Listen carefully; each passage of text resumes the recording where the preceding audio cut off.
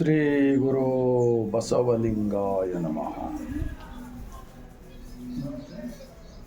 ಜಗಜ್ಯೋತಿ ಕ್ರಾಂತಿಯೋಗಿ ವಿಶ್ವಗುರು, ಜಗತ್ತಿನ ಮೊಟ್ಟ ಮೊದಲನೇ ಅನುಭವ ಮಂಟಪ, ಪ್ರಜಾಪ್ರಭುತ್ವ, ಪಾರ್ಲಿಮೆಂಟ್ ಸ್ಥಾಪಕರು, ಅಂದರೆ ಅದಕ್ಕೆ ವಿಶ್ವ ಸಂವಿಧಾನದ ನಾಯಕರು ಆಗಿರ್ತಕ್ಕಂತಹ ಮಹಾತ್ಮ ಬಸವಣ್ಣನವರನ್ನು ಭಾರತ ದೇಶದ ತುಳಿತಕ್ಕೆ ಒಳಗಾಗಿರ್ತಕ್ಕಂತಹ, ಶೋಷಣೆಗೆ ಒಳಗಾಗಿರ್ತಕ್ಕಂತಹ ಜನರನ್ನು ಮೇಲೆ ಎತ್ತುವ ಸಲುವಾಗಿ ನಮ್ಮ ದೇಶ ಸ್ವತಂತ್ರವಾದ ನಂತರ ಭಾರತ ಸಂವಿಧಾನದ ನಿರ್ಮಾಣದಲ್ಲಿ ಮುಖ್ಯಸ್ಥರಾಗಿರ್ತಕ್ಕಂತಹ ಭಾರತ ರತ್ನ ಡಾಕ್ಟರ್ BR ಅಂಬೇಡ್ಕರ್ಜಿರವರನ್ನು ವಿಶ್ವ ಜ್ಯೋತಿ, ಮಹಿಳಾ ಲೋಕಕ್ಕೆ ಅಜ್ಞಾನದಿಂದ ಸುಜ್ಞಾನದ ಕಡೆ ಸೃಷ್ಟಿಕರ್ತನ ಒಂದು ಆತ್ಮದ ಜೊತೆ ಜೋಡಿಸುವ ಕೆಲಸ ಮಾಡಿರ್ತಕ್ಕಂಥ ಅನುಭವ ಮಂಟಪದ ಅಕ್ಕ ಮಹಾದೇವಿರವರನ್ನು, ಸಕಲ ಶಿವಶರಣರನ್ನು ಎನ್ನ ಹೃದಯ ಮಂದಿರದಲ್ಲಿ ನೆನೆಯುತ್ತಾ 150 ಕೋಟಿ ಭಾರತೀಯರಿಗೆ ಬಸವ ಕಲ್ಯಾಣ ಶರಣರ ನಾಡು ಅನುಭವ ಮಂಟಪ ಬಸವ ಕಲ್ಯಾಣದ ಭೂಮಿಲಿಂದ ಈ ಮುಂಜಾನೆಯ ಸರ್ವರಿಗೂ ಶರಣ. ಒಂದು ಮಹಾತ್ಮ ಬಸವಣ್ಣನವರ ವಚನ: ಹಾಲ ತೊರೆಗೆ ಬೆಲ್ಲದ ಕೆಸರು, ಸಕ್ಕರೆಯ ಮಳಲು, ತವ ರಾಜ್ಯದ ನೊರೆ ತೆರೆಯಂತೆ ಆದ್ಯರ ವಚನಗಳಿರಲು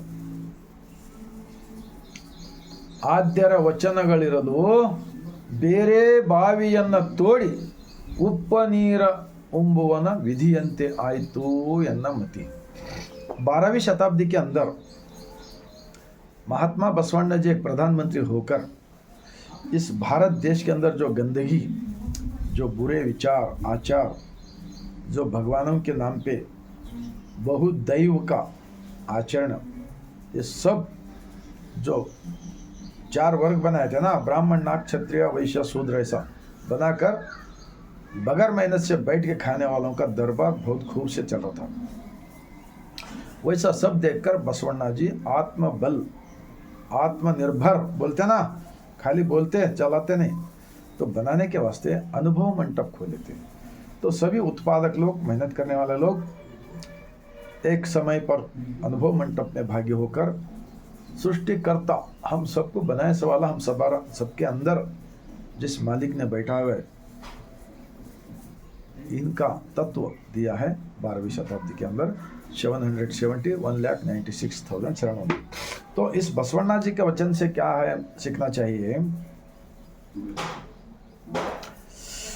हाल त्वरेगे बेಲ್ಲದ ಕೆಸರು. जैसे कि हर गांव के सामने एक नाला रहता, ಒಂದು ಹಳ್ಳ ಇರುತ್ತದೆ. ಆ ಹಳ್ಳದಲ್ಲಿ ಮಳೆಗಾಲ ಬಂದಾಗ ನೀರು ಹರ್ಕೊಂಡು ಬರ್ತಾ ಇರ್ತವೆ. ಅದರ ಕೆಳಗಡೆ ಕೆಸರು ಇರುತ್ತದೆ, ಮತ್ತೆ ಮರಳು ಇರುತ್ತದೆ, ಉಸುಕು. ಹಾಗೆ ಈ ವಚನಗಳಲ್ಲಿ ಕೂಡ ಏನೇನಿದೆ ಅಂತಕ್ಕಂಥದ್ದು ಅವ್ರು ಹೇಳಿದ್ದಾರೆ ಬಸವಣ್ಣನವರು. ಹಾಲ ತೊರೆಗೆ ಬೆಲ್ಲದ ಕೆಸರು, ಸಕ್ಕರೆಯ ಮಳಲು, तव राज्यದ नोरे तेरे अंते। तव राज्यದ बोले तो पूरे शरणों का विचार आचार, उनका चाल चलन, एक बेहतरीन जिंदगी करके दिया सो है। आद्यर वचनविरलु, आद्यर जो 1,96,000 शरणों ने एक ही टाइम पे शरण बन गए। ಬೇರೆ ಬಾವಿ ತೋಡಿ ಉಪ್ಪ ನೀರ ಉಂಬುವನ ವಿಧಿಯಂತೆ ಆಯಿತು ಎನ್ನ ಮತಿ। तो मैं बड़ा तू बड़ा 893 साल से अभी भी चल रहा है। एक तरफ बसवण्णा जी का नाम लेने का, दूसरी तरफ उनका भाव चित्र के बदले में दूसरा क्या तो रखने का। तो मैं तो कहता हूँ, छाती के ऊपर हाथ रखकर हमारा महादेव महात्मा बसवण्णा जी होना चाहिए, क्योंकि ये दुनिया का बड़ा महादेव कैसा है, ये वो बड़ा महादेव सबके अंदर है। ये सच्चाई दिखाने वाला महादेव कौन होता है?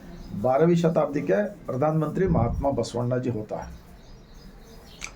महादेवी ಯಾರಾಗ್ತಾರಂದ್ರೆ ನೀಲಾಂಬಿಕೆ, ಬಸವಣ್ಣನವರ ಪತ್ನಿ. ನಮಗೆ ಮಹಾದೇವಿ ಅಂದರೆ ನೀಲಾಂಬಿಕೆ, ಮಹಾದೇವ ಅಂದರೆ ಬಸವಣ್ಣ.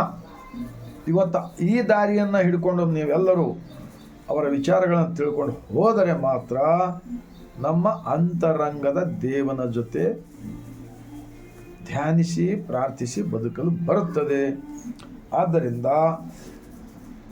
ಬೇರೆ ಉಪ್ಪ ನೀರನುಂಬೋನ ವಿಧಿಯಂತೆ ಇಷ್ಟೆಲ್ಲ ಸತ್ಯ ಇದ್ದರೂ ಕೂಡ ಮತ್ತೆ ಅಲ್ಲಿ ಹೋದಲ್ಲಿ ಏನು ಸಿಗುತ್ತೋ, ಇಲ್ಲಿ ಹೋದರೆ ಏನು ದೇವ್ರ ಕಲ್ಪನೆ ಸಿಗುತ್ತದೋ, ಆ ಪ್ರವಚನ ಕೇಳಿದ್ರೆ ಏನು ಸಿಗುತ್ತದೋ, ಈ ಪ್ರವಚನ ಕೇಳಿದ್ರೆ ಏನು ಸಿಗುತ್ತದೋ, ಇವೆಲ್ಲವೂ ಅವರವರ ಒಂದು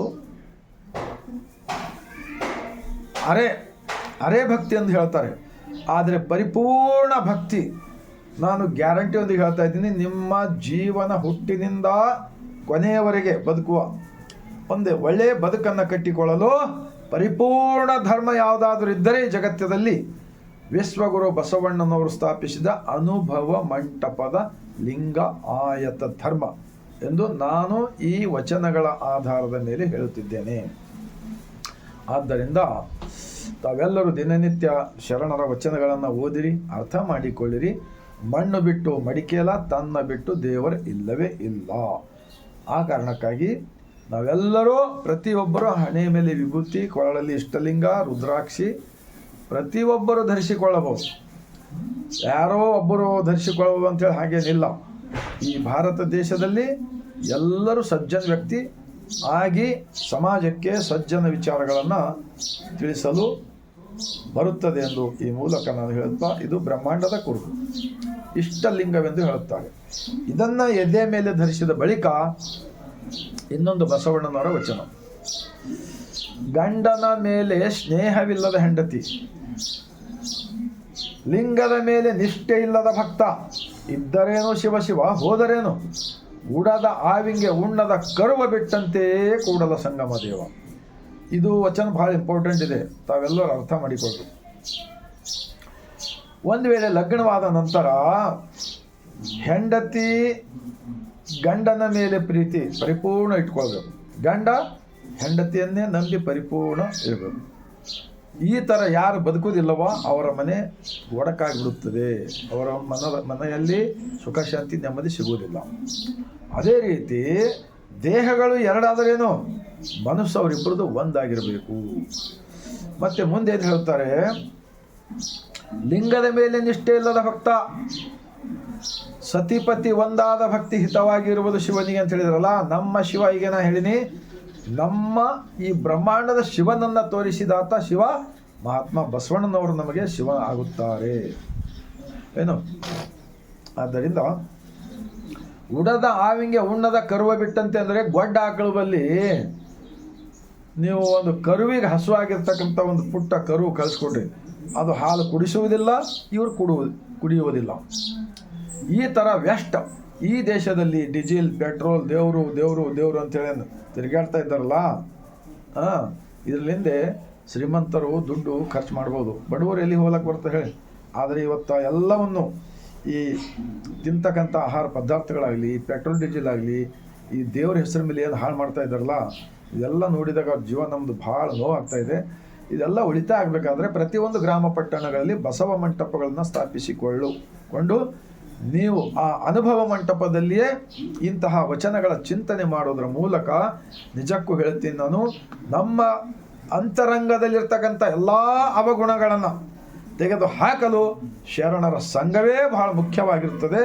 ನೀವು ದಿನನಿತ್ಯ ಒಂದು ತಾಸಾದರೂ ಕೂಡ ನಿಮ್ಮ ಗ್ರಾಮ ಪಟ್ಟಣಗಳಲ್ಲಿ ಬಸವ ಮಂಟಪಗಳು, ಅನುಭವ ಮಂಟಪಗಳನ್ನು ಸ್ಥಾಪಿಸಿಕೊಂಡು ಅಲ್ಲಿ ಧ್ಯಾನ, ಪ್ರಾರ್ಥನೆ, ವಚನಗಳ ಚಿಂತನೆ ಮಾಡಿದ್ದೇ ಆದರೆ ನಿಜಕ್ಕೂ ನಾನು ಗ್ಯಾರಂಟಿ ಹೇಳ್ತೀನಿ, ನಿಮ್ಮಲ್ಲಿರ್ತಕ್ಕಂಥ BP, ಶುಗರ್ ಮತ್ತು ಅನೇಕ ರೋಗಗಳಿಂದ ಕೂಡ ತಪ್ಪಿಸಿಕೊಂಡು ಬದುಕಲು ಬರುತ್ತದೆ ಎಂದು ಹೇಳ್ತಾ, ನಿಮ್ಮೆಲ್ಲರ ಹೃದಯಕ್ಕೆ ತಟ್ಟಿದೆ ಆದರೆ ನಿಮಗೆ ಒಳ್ಳೆಯ ಆರೋಗ್ಯವಂತ ಮನಸ್ಸು, ಆರೋಗ್ಯವಂತ ದೇಹ, ಆರೋಗ್ಯವಂತ ಈ ಶರೀರ, ಈ ಆರೋಗ್ಯವಂತ ಮನೆಗಳು, ಆರೋಗ್ಯವಂತ ಗಲ್ಲಿ ಓಣಿಗಳು, ಆರೋಗ್ಯವಂತ ನಿಮ್ಮ ಗ್ರಾಮಗಳು, ಆರೋಗ್ಯವಂತ ತಾಲೂಕು, ಆರೋಗ್ಯವಂತ ಜಿಲ್ಲೆ, ಆರೋಗ್ಯವಂತ ದೇಶ ಕಟ್ಟಿಕೊಳ್ಳಲು ಇದೇ ಒಂದೇ ಒಂದು ಮಾರ್ಗ ಇದೆ ಅಂತ ಹೇಳ್ತಾ ತಮ್ಮೆಲ್ಲರ ಹೃದಯಕ್ಕೆ ತಟ್ಟಿದೆ. ಆದರೆ 150 ಕೋಟಿ ಭಾರತೀಯರಿಗೆ ವಿಡಿಯೋ ತಲುಪುವ ಕಾರ್ಯ ಆಗಲಿ. ಈ ಕ್ಷಣದಿಂದಲೇ ನಮ್ಮ ದೇಹವೇ ನಮಗೆ ದೇವಸ್ಥಾನ, ನಮ್ಮ ಅರಿವೇ ನಮಗೆ ಗುರು, ಕಾಯಕವೇ ಕೈಲಾಸ. ಈ ಸತ್ಯವನ್ನು ಹೇಳುತ್ತಾ ನಿಮ್ಮೆಲ್ಲರಿಗೆ ಮತ್ತೊಮ್ಮೆ ಬಸವಣ್ಣನ ನಾಡಿನಿಂದ ಬಾಗಿದ ತಲೆ ಮುಗಿದ ಕೈಲಿಂದ ಶರಣವನ್ನು ಹೇಳುತ್ತಾ ಮತ್ತೆ ನಾಳೆ ನಿಮ್ಮ ಜೊತೆ ಭೇಟಿಯಾಗೋಣ.